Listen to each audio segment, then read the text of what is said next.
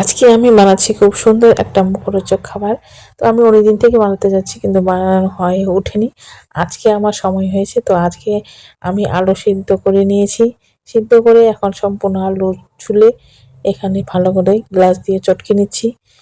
তো আমার এখানে কি কি উপকরণ দিতে হবে সেটা আপনাদেরকে দেখাবো। প্রথমেতে দেবো আমি লঙ্কা কুচি করে, তারপরে দিলাম ধনে গুঁড়ো, চিনি, লবণ, হলুদ, আর দিয়েছি কাশ্মীরি লঙ্কা, আর হচ্ছে জিরা গুঁড়ো আর ধনে গুঁড়ো। এগুলো সব কিছু উপকরণ দিয়ে ভালো করে মেখে নিতে হবে যেন ভালো মতো মিষ্ট হয়ে যায়।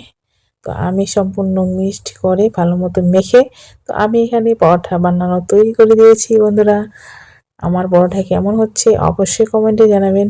তো আমি আজকে ফার্স্ট টাইম আলু পরোটা বানাচ্ছি, কোনোদিনও বানাইনি। আজকে আমার পরোটা কেমন হচ্ছে অবশ্যই কমেন্টে জানাবেন।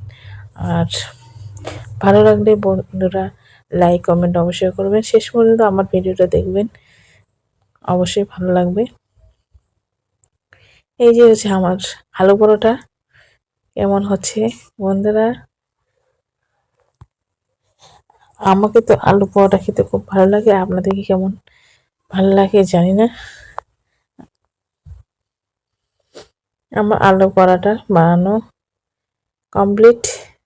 তো আমরা এখন সবাই খেতে বসবো। কত সুন্দর হয়েছে আমাদের পরোটা। আমি সম্পূর্ণটাই আটা দিয়ে বানিয়েছি, তো আপনারা ময়দা দিয়েও বানাতে পারেন, আটা দিয়েও খুব সুন্দর হয়। তো আজকের মতো এটুকুই, নমস্কার।